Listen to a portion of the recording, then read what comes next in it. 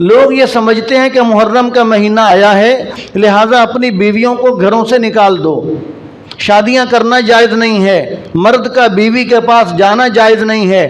یہ سب جہالت کی باتیں ہیں، شریعت نے ہمیں اس کا کوئی تصور نہیں دیا۔ حضور صلی اللہ علیہ وسلم کا نکاح حضرت صفیہ کے ساتھ محرم کے مہینے میں ہوا ہے، اور حضرت عثمان رضی اللہ تعالیٰ عنہ کا نکاح حضرت ام کلثوم کے ساتھ محرم کے مہینے میں ہوا ہے، اور حضرت علی رضی اللہ تعالیٰ عنہ کا نکاح حضرت فاطمہ کے ساتھ محرم کے مہینے میں ہوا ہے۔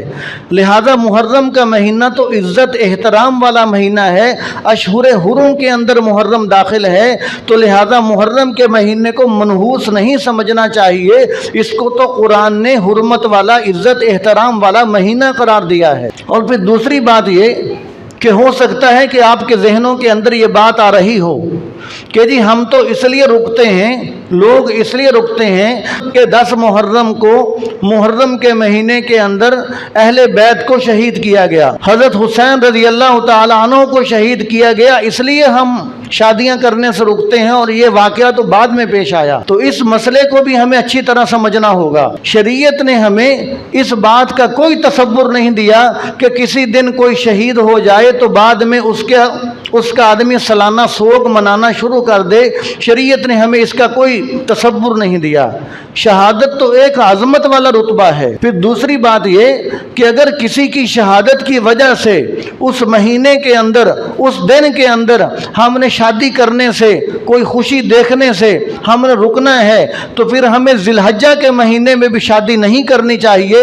ذی الحجہ کے مہینے میں تو حضرت عثمان بن عفان رضی اللہ تعالیٰ عنہ شہید ہوئے ہیں، اور اگر شہادتوں کی وجہ سے ہمیں شادیوں سے، خوشی سے رکنا ہے، تو پھر ہمیں رمضان کا مہینہ بھی سوگ میں گزار دینا چاہیے، اس لیے کہ رمضان میں تو حضرت علی رضی اللہ تعالیٰ عنہ شہید ہوئے ہیں۔ اور اگر شہادت کی وجہ سے ہمیں اس مہینے کے اندر سوگ منانا ہے تو پھر شوال کے مہینے کے اندر غزوہ احد ہوا، 70 صحابہ کرام شہید ہوئے، پھر ہمیں شوال کا مہینہ بھی سوگ میں گزار دینا چاہیے۔ پھر ہمیں ربیع الاول کا مہینہ بھی سوگ میں گزار دینا چاہیے، اس لیے کہ ربیع الاول کے مہینے میں خود جناب نبی کریم صلی اللہ علیہ وسلم دنیا سے پردہ فرما گئے، اور کائنات کا سب سے بڑا سانحہ یہ ہے، وہ دن تھا کہ جس دن آپ صلی اللہ علیہ وسلم اس دنیا سے پردہ فرما گئے۔ پھر ہمیں ربیع الاول کا مہینہ بھی سوگ میں گزارنا چاہیے۔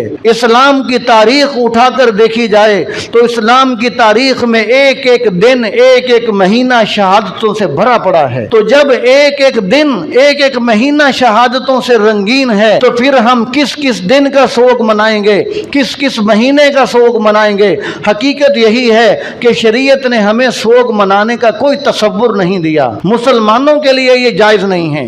ہاں جو غیر مسلم ہیں وہ روئیں پیٹیں جو مرضی کریں، ان کا معاملہ ہمارا معاملہ نہیں ہے۔ مسلمانوں کے لیے یہ جائز نہیں ہے کہ وہ شہادتوں کے دنوں کے اندر پریشانی کا اظہار کریں، دکھ کا اظہار کریں، سوگ منانا شروع کر دیں۔ مسلمانوں کے لیے یہ جائز نہیں ہے، شریعت نے ہمیں اس کا کوئی تصور نہیں دیا۔ تو اس لیے یہ جو کہا جاتا ہے کہ محرم کے مہینے میں شادیاں نہیں کرنی چاہیے، یہ تصور بالکل غلط ہے۔ اور لوگ یہ کرتے ہیں کہ جی محرم کا مہینہ آ گیا لہٰذا بیویوں کو گھروں سے نکال دو، ان کے والدین کے ہاں بھیج دو۔